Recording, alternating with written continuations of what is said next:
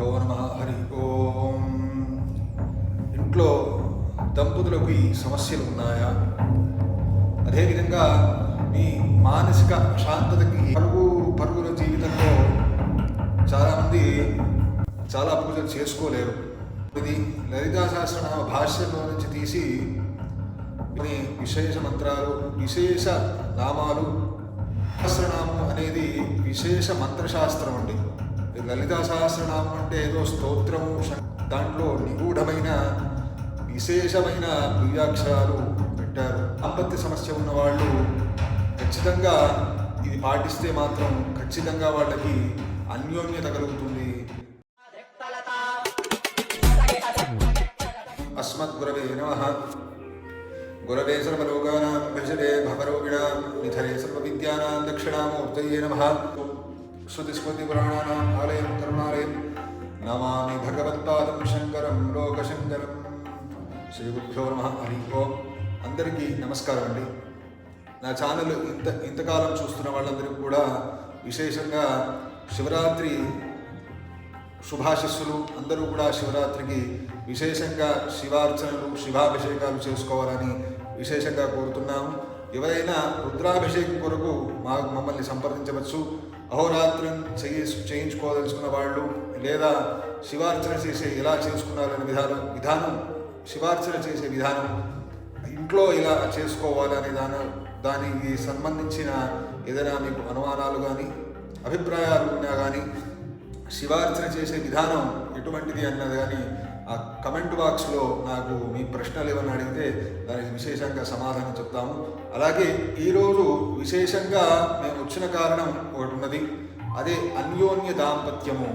ఈరోజు రేపుల్లో మీరు చూస్తూనే ఉన్నారు, వివాహాలు సక్రమంగా నిలబడట్లేదు.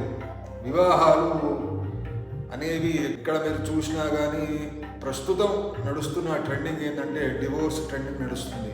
ఒక సంవత్సరం 2 సంవత్సరాలు ఉండాలి, తర్వాత వెళ్ళిపోవాలి. లేదా వివాహం అయిన కొద్ది కాలానికే గొడవలు, ఏదైనా సరే అటు అత్తగారి తరఫున కానీ ఇటు అమ్మగారి తరఫున కానీ ఏదో ఒక వివాహంలో అన్యోన్య దాంపత్యత అనేది కొరవడైంది.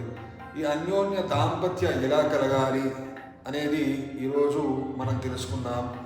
ఈ అన్యోన్య దాంపత్య కొరకు లలితా సహస్రనామంలో ఎటువంటి పరిష్కారం ఉన్నది అంటే దాన్ని విశేషంగా చెప్తాను. శ్రద్ధగా వినండి. ఇది వరకు నా వీడియోస్ ఎవరైతే చూడలేదో అది పూర్తిగా చూడండి. నేను పూర్తిగా ఇది సామాన్య ప్రజలకి అనుకూలంగా చెప్తున్నాను. ఇది పండితులకి, వేద పండితులు, ఉపాసకులకు కాదండి. సామాన్య ప్రజలు, నిత్యం సమయం లేని వాళ్ళకి మాత్రమే ఈ వీడియోలు ఉపకరిస్తున్నాయి.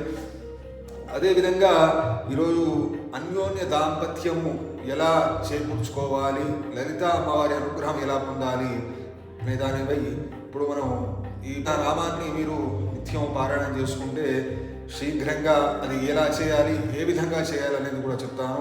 లలితా సహస్రనామంలోని విశేష నామం అండి, మొదట్లోనే ఉంటుంది. 11వ నామం నిజ సల్లాభ మాధుర్య వినిర్వత్సిత కచ్చపి మందస్మిత ప్రభాపూరమజ్జత్కామి యశమానస. కింద రాశాను, జాగ్రత్తగా రాసుకొని మీరు విశేషంగా ఇది పారాయణం చేయండి. ఇంకొకసారి చెప్తాను, శ్రద్ధగా వినండి. మందస్మిత ప్రభాపూర మజ్జత్కామి యశమానస. మందస్మిత ప్రభాపూర మజ్జత్కామి యశమానస. ఈ నామాన్ని నిత్యము అష్టోత్తరం మారు అన్యోన్య దాంపత్యంలో కలతలు ఉన్నవారు, ఏదన్నా గొడవలు అవుతున్నా కానీ, లేదా విశేషంగా ఎవరైనా అడ్డు ఉన్నా కానీ, మీ అన్యోన్య దాంపత్యానికి అడ్డొస్తున్నా కానీ, మీరు సాత్వికంగా లలితా అమ్మవారిని మీరు లలితా సహస్రనామంలోనే మీరు చాలా మటుకు మీ పరిష్కారాలు మీరు పొందవచ్చు.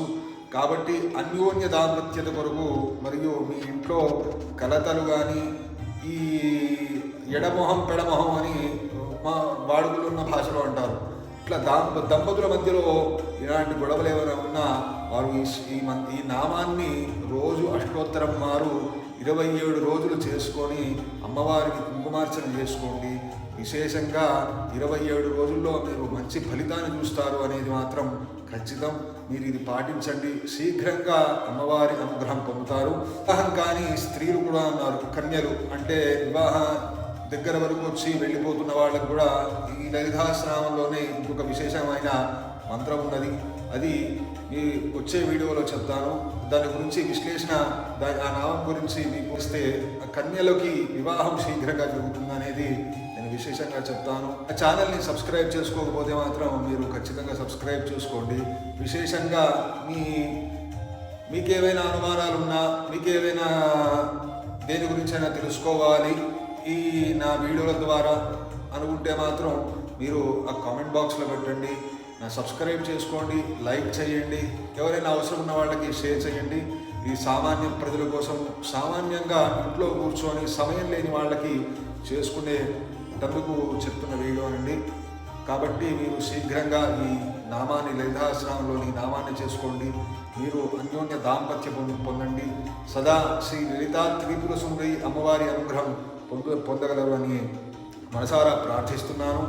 మీకు అందరికీ కూడా శ్రేయస్సు కలగాలని, శ్రీ మహాశివరాత్రి రోజు ఎవరికైనా అనుమానాలు ఉంటే, ఎలా అభిషేకం చేసుకునే విధానం గురించి తెలుసుకోవాలంటే కామెంట్ బాక్స్లో ఈ ప్రశ్నలు అడగండి.